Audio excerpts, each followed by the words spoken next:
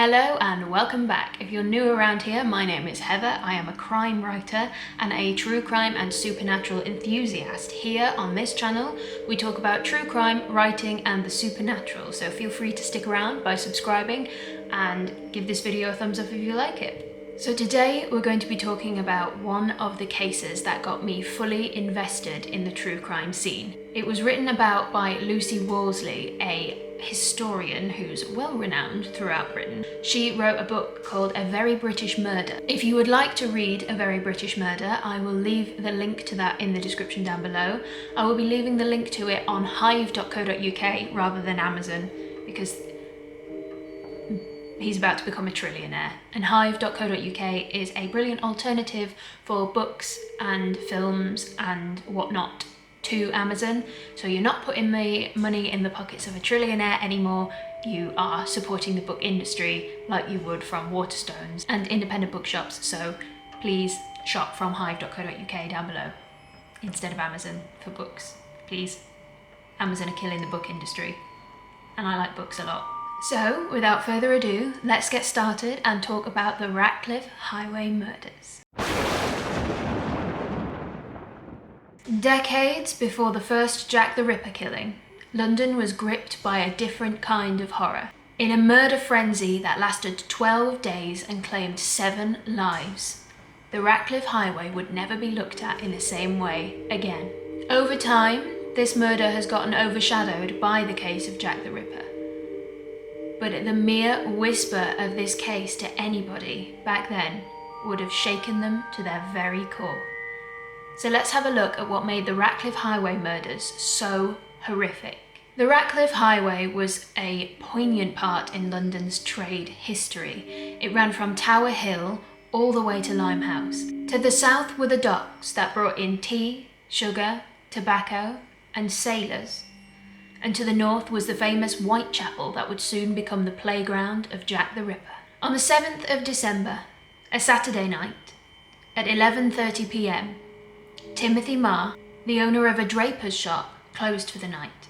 Now, it wasn't unusual at that time for businesses to shut that late, especially on a Saturday, when the next day they wouldn't get to trade because it was church time, so they would have to get everything done for that day on the Saturday night. Inside were 4 other people besides himself: his wife Celia, his 3-month-old baby, also called Timothy, and 2 non-family members, his apprentice, James Gowan, and Margaret Jewell, a serving girl. Within the hour, only Jewell would remain alive, and the others would lose their lives in a way that makes Londoners feel sick to this very day. The entire East End would become gripped and horrified by the killings on the Ratcliffe highway. At around 11:50 p.m, Jewell was sent out on errands to complete before they closed for the evening. She was sent to buy oysters at the bakery and pay an outstanding bill, but both of the places she needed were closed for the night. She went home to check, and Marr was still working by candlelight, so she went back just in case to see if the other places were still open, but they weren't. She returned empty-handed at around 20 past midnight and couldn't get an answer on the door. She tried to ring the bell, she was knocking, she was calling, but nobody was answering. She could hear footsteps inside and the baby crying, but she couldn't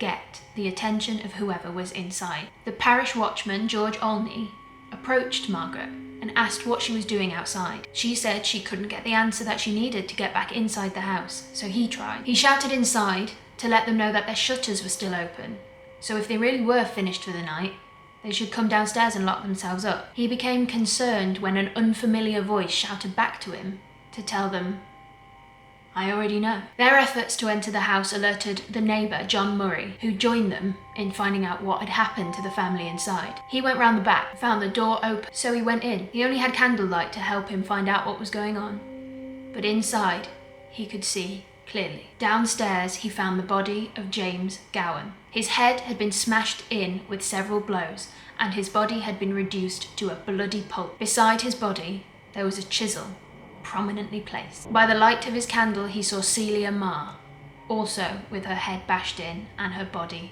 beaten. He then raised the alarm, crying, "Murder, murder, come see what murder had happened." The body of Timothy Marr was then discovered when the crowd came to look and hear. Once the body of Timothy was discovered, a distraught member of the crowd shouted, "What about the baby?" The baby was in his crib, with his throat cut and his head bashed in on one side. His throat was cut so deeply, his head was nearly removed from him. Panic and the sound of the watchman's rattle called police officer Charles Morton to the scene. His body. He tried to conduct an investigation, but it was difficult during the dark. In the till he found loose change, and in the Mars bedroom he found £152 untouched. If this was a robbery, they didn't succeed. In the bedroom, he found a hammer on the chair. He went downstairs and looked outside, and there were 2 bloody footprints running away from the house. The investigation happened outside the jurisdiction of the Thames magistrate. However, his officer was first on the scene, so he kept the case. Harriet's desperation to find the killer led him to stumble several times. He appealed for any information that would lead to an arrest. He offered a monetary reward for anyone who could give him information that would get him any closer to finding out who did this. This was met by disdain from the higher-ups, so he wrote a very sarcastic letter back, apologising that his zeal had hindered the investigation. He then noted that he would refrain his zeal when catching further killers. The investigation plodded on for nearly 2 weeks, but they couldn't find anything until they thoroughly investigated the hammer and found the initials JP engraved on the side. This was the first break in the entire case, but they still weren't any closer to finding out who did it. And then a second family was killed. The same night that Harriet began circulating information about the initials, the town was thrown into another chaotic night. On the hammer, publican John Williamson and his family, his wife Elizabeth,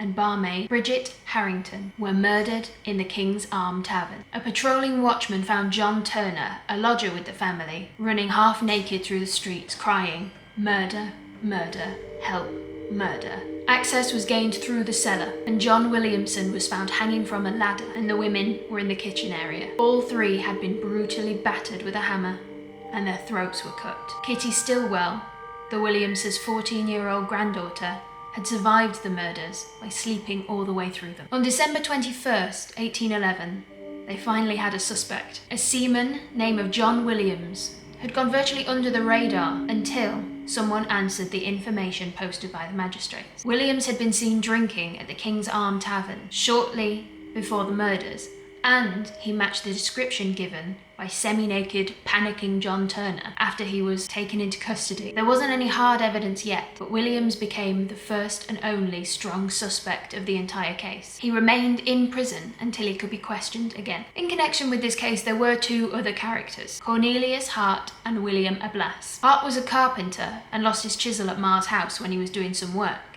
He lost his chisel, couldn't find it, and asked the Mars to look for it. They couldn't find it either, but the night of the murders it reappeared, lying next to a body, prominently placed, like someone was trying to connect him. Hart denied any connection to Williams, but quickly sent for information at Pear Tree Inn to find out if Williams was still in custody or not. Ablas was drinking in the tavern with Williams the night of the murder, and matched the description better than Williams did. The case then took an unexpected turn. The initials JP found on the maul, the hammer, were identified as John Peterson, a sailor who served with Williams. This information was volunteered by a Mr. Vermillo, the landlord of the Pear Tree Tavern. Vermillo was currently incarcerated in Newgate Debtors' Prison, and the rewards that were being offered for any information to do with this murder would have helped him pay off his debts and get him out of prison. On the 27th of December, Williams was due to be up in front of the magistrate for further questioning about his involvement in the murders. The courtroom was packed full of people, but instead of being presented with Williams and questioning, they had received the news that Williams had hung himself in his cell. Following this news, the magistrates decided to hear evidence from the other witnesses. They had decided that Williams was in fact guilty, and any evidence they got at this point would just prove their case even further. Any evidence that discredited Williams as the killer was thrown out. The 2 magistrates informed the Home Secretary that John Williams had hung himself, cheating the magistrates' courts and cheating the executioner by taking his own life before he could be sent to the hangman. The Home Secretary agreed and decided that the best way to quell the fear was to say that John Williams was indeed the murderer and to parade his body down the Ratcliffe highway so everybody could feel safe again. On New Year's Eve, 1811, the body of John Williams was paraded down the Ratcliffe Highway. They stayed for around 10 minutes outside each location of the murders. About 10,000 people gathered to watch, but nobody committed any kind of violence. The only thing that happened was a hackney carriage driver smacked the body around the face with his whip. Outside the Mars house there was a crossroads, and that is where John Williams was buried. He was buried in a kneeling position with a stake through his heart to prevent him from rising again. The symbolism of the crossroads was so if his angry spirit rose again looking for revenge, the crossroads would confuse him and he wouldn't know which way to go. The stake through his heart should prevent him from rising again, and the kneeling position was to keep him uncomfortable for eternity. His body was discovered about 100 years later when workmen planting some pipes underground found it. His body was removed for research, but his skull was put in a local pub until it disappeared. Following William's suicide, the authorities were desperate to dump the blame on him, and that specifically he acted alone. It was a nice and easy clean-up to a horrific crime that everyone wanted swept under the carpet so they could go back to normal life. Not only was this wonderful news to the higher-ups, but anyone who was involved in the murders could now get off scot-free. The investigations didn't entirely end with William's strange burial. However, there were some loose ends to tie up. In January 1812, they conducted a search of Pear Tree Inn. A little delayed, but they eventually did it. This is where supposedly bloody trousers worn by John Williams were found, as well as a French knife, possibly used in the murders too. And there was a pocket watch that belonged to Williamson, a victim in one of the murders. One of the questions that did surround this case was why. There was a substantial amount of cash left behind at the Mars place, so it wasn't about robbery, unless they were disturbed by Margaret coming home. There were also links to suggest that this was to settle an old score. Mar, Williams and a Blas sailed together before Mar ventured off into his own business. So it could be that Williams and a Blas didn't like that and went after him out of jealousy. That doesn't explain Williamson. In today's courts, the evidence against John Williams wouldn't have seen him charged, let alone sentenced. Although larger police teams and forensic science would have been able to connect him more thoroughly, the evidence that they had on him was purely circumstantial. A description and drinking in an inn, that's not evidence. He was a medium build, the wrong size for the witness, and was a ladies' man with no history of violence. On the surface,